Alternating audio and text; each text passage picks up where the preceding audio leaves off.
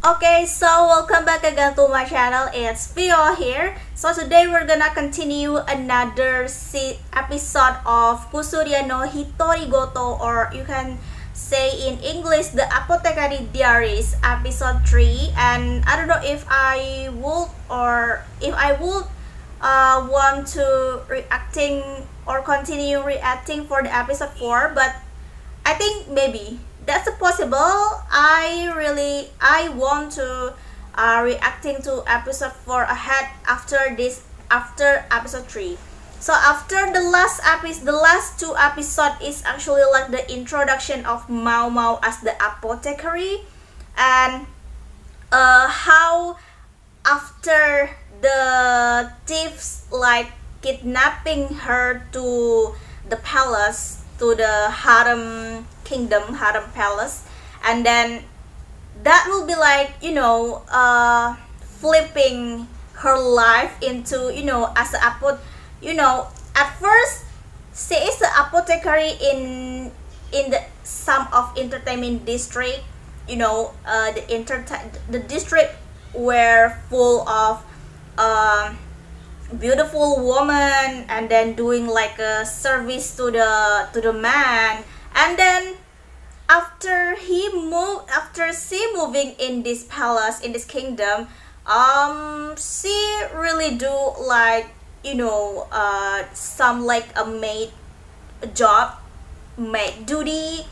Moreover gitu kan ya, this is like low level maid gitu bisa dibilang. Jadi bener kayak pelayan tingkat rendah banget gitu bisa dibilang kan. Jadi apa ya, iya, jadi pelayan tingkat rendah gitu dan tukang cuci lagi gitu bisa dibilang.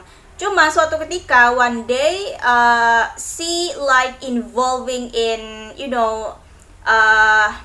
apa ya, dia itu kayak terlibat dalam sebuah kasus gitu, di mana anaknya dua selir kayak gitu tuh terjangkit penyakit kan. Dan dia karena sebagai dulunya backgroundnya adalah apoteker gitu, jadi dia memberitahu tentang akibat kenapa anaknya dua selir itu tuh bisa, bahkan yang satu selir lihwa itu bahkan anaknya meninggal karena terlambat untuk diatasi gitu kan ya. Nah untung aja selir Gyokuyo ini pas banget itu belum terlambat, jadi dikasih tahu sama si Mau Mau kalau itu masalahnya ada pada bedak yang dikasih untuk bayi tersebut gitu. Jadi bedak itu tuh mengandung racun gitu ya.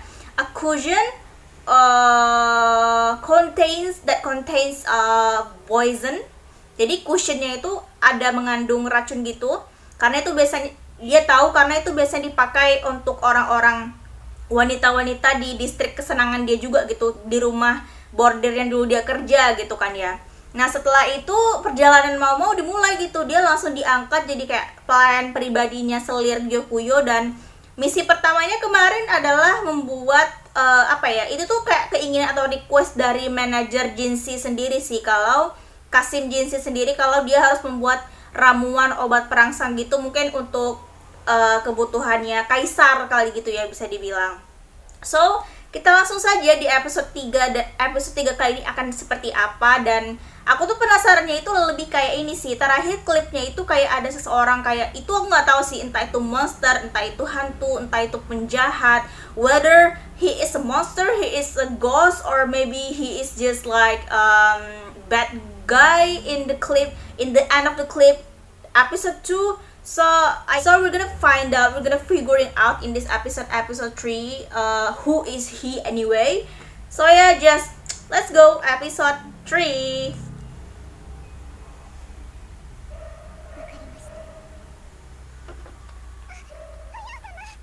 Fuyo? Oh, this is another another Mister's story maybe. Ini kayaknya cerita selir lain kayaknya sih, baru lagi nih, Nyonya Fuyo. Nah ini yang terakhir nih, ghost kah? Monster?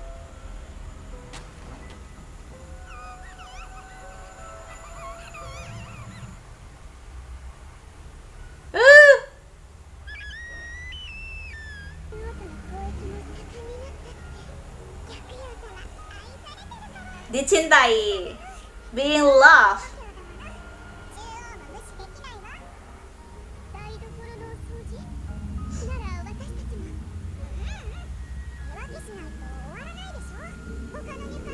Nah, suruh aja udah itu si Mao kasihan tahu Mao tuh obat flu. Okay. Very talented. I know it.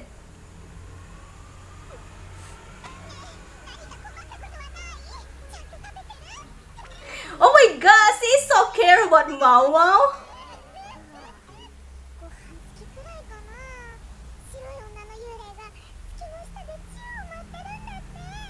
Dance under moon? Dancing in the under moon?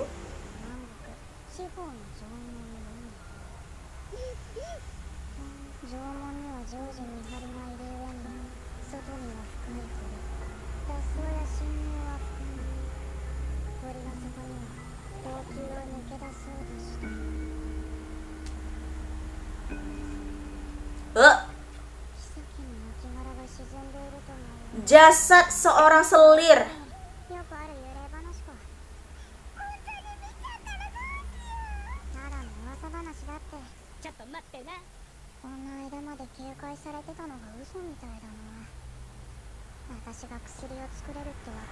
Langsung beda perlakuannya ya.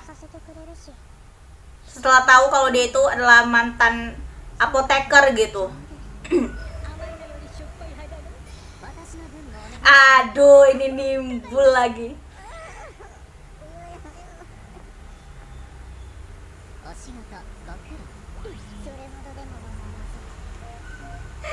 Dia bayi lagi.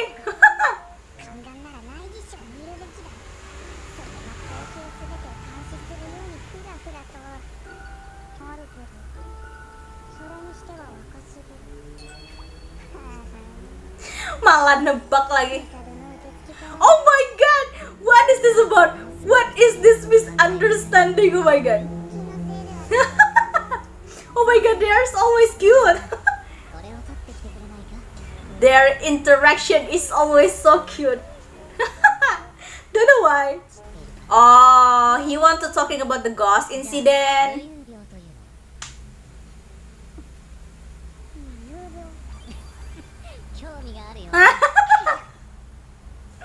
Oh my god.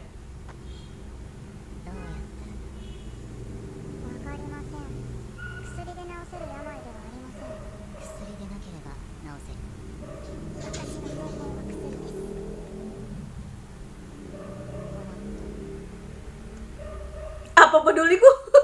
Alibi doang eta mah. Eta mah pengen ngerayu doang itu si mau-maunya.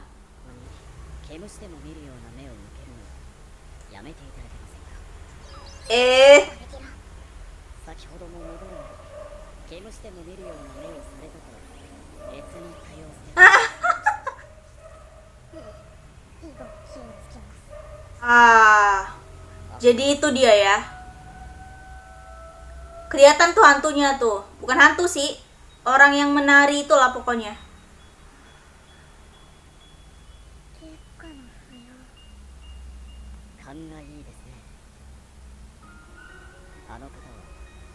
Tuh kan benar si Fuyo itu.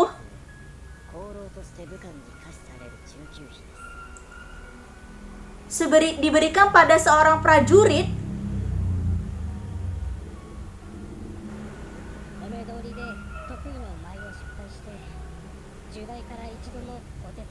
Aduh, cuma gara-gara kesalahan satu doang ya. Akhirnya dia kayak dijauhi sama kaisar gitu, sama king gitu.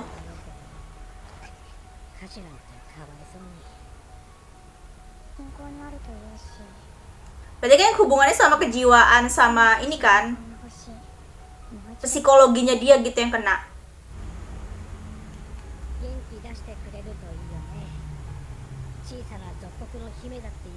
Negara bawahan kecil.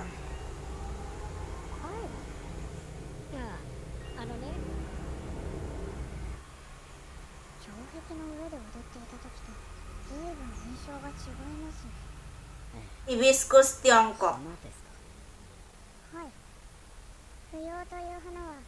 朝には白い大輪の花を咲かせます。ですが夕方には濃い桃色へと花の色を変えるのです。つまり一日のうちに違う顔を持つ Memiliki banyak wajah dalam satu hari. Oke, oke. そういえばそういえば。北側に出てたって言ってたけど、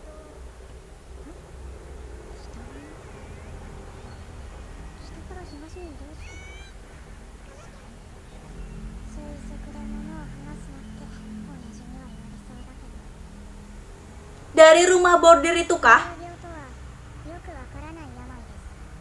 原因は心の圧力と言われ、寝ているのにあたかも起きているような動きをします。下郎にも昔同じ病を患った妓女がいました。 Hmm. 地価のうまい朗らかな美女でして、身請け話も上がっておりました。ですがその話は破談となります。勇気にでも取りつかれたように毎晩疲労を徘徊し始めたのでいませんでした。それでどうな何も。身請け話がなくなったら徘徊はなくなりましたの。終わりです。本当について仕事に戻ります。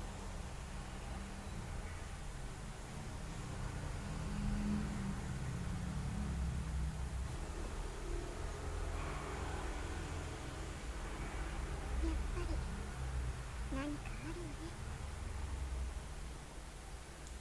Apa sih spekulasi dia tentang si ini? Si selir Fuyo itu? 不要費の出発、今日だったかしら。そう聞いてます。ねえ、私にくらい話してくれていいんじゃない？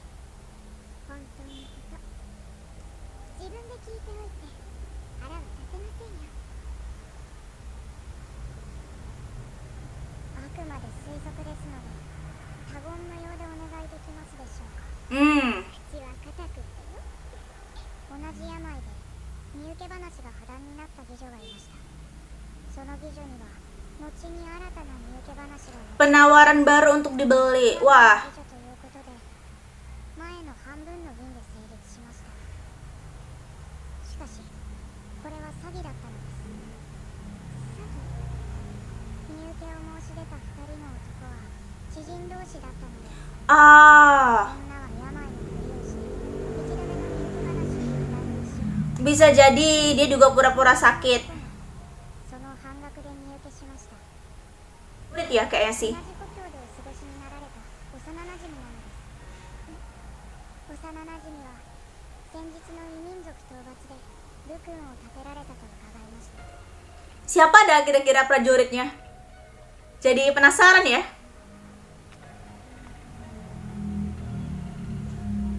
Let's go. Let's reveal. 不要費の歌詞を強く願い出たそうです。 Sangat berharap. 故郷にいた頃からいつかはと考えていたのでしょう。武漢の身分では姫に求婚などできませんから。それなのに高級に入ることが決まってます。そして姫も幼なじみを思って、 Oh, jadi だから dia juga cinta sama teman masa kecilnya prajurit itu. Ah, oke. Jadi kayak excuse doang, dia itu sengaja melakukan kesalahan supaya 今も無事例なまま dia kayak dibuang gitu sama si kaisar gini ya, kaisar ini ya. Oh wow, 他人の what a pure love. 帝が惜しまないとは言い切れません。それで無遊病を語ったと。 She faking it. 不要費が毎晩踊っていたのは東に無事の帰還を祈っていたのでしょう。 Ah, 推測ですが、 nggak ketemu sama orang yang dikagumi itu kayaknya sih. That's it. Ah.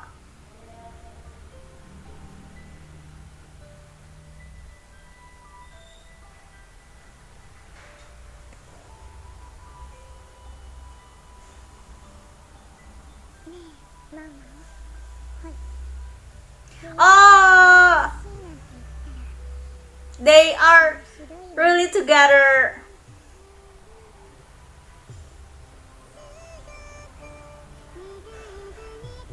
So happy for her. They are living together now, happily. Happily. Oh.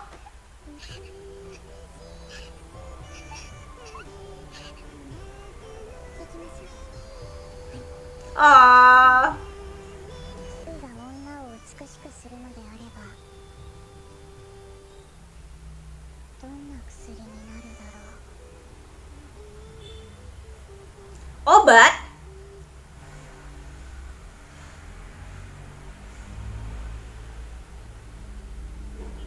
Kaisar. 噂の King. 頼みたいこと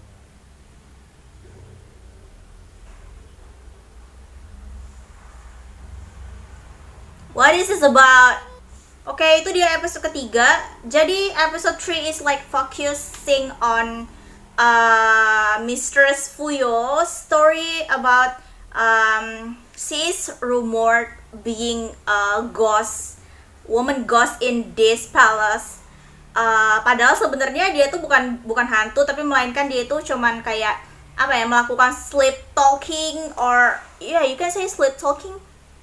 Nah, sleepwalking, tapi dengan dalih seperti itu sih. Padahal sebenarnya dia tuh memang malam hari itu dia kayak dia berpura-pura gitu ya, berpura-pura melakukan sandiwara gitu karena dia sudah tahu nasibnya itu bakal dikasih ke prajurit gitu, karena raja atau kaisar kayak menolak untuk memakai dia gitu, bisa dibilang kan. Cuman terakhirnya itu adalah ternyata ini taktiknya doang, karena memang dia tuh memang pingin bersama dengan pria pujaan atau teman masa kecil yang dia cintai itu tuh adalah seorang prajurit gitu. Makanya dia kayak kayak pingin cepat-cepat supaya mereka bertemu dan akhirnya hidup bahagia. They are really like living happily together gitu kan ya. Dan pastinya soon maybe they will going to marry maybe someday. Because ya karena kalau sama orang yang dicinta sih ya, being loved by someone that you care, that you already know well about them, itu benar-benar kayak yang suatu anugerah lah ya gitu ya, bisa dibilang ya, blessing banget gitu lah, apalagi buat cewek gitu. Yes. Okay, so I'm really getting so excited and curious at the same time for the next episode 4. And also Jinxie and Momo is really like getting closer, and Jinxie's respond, or you can say bisa dibilang kayak Jinxie itu makin kayak suka banget ya ngegoda si Mau gitu ya, teasing her with any way gitu kan ya, dengan berbagai cara gitu kan ya. And yeah, I'm getting curious about the next episode 4, what is this about. So yeah, thank you for watching. We're gonna continue next episode 4 in the next meeting. So yeah, thank you.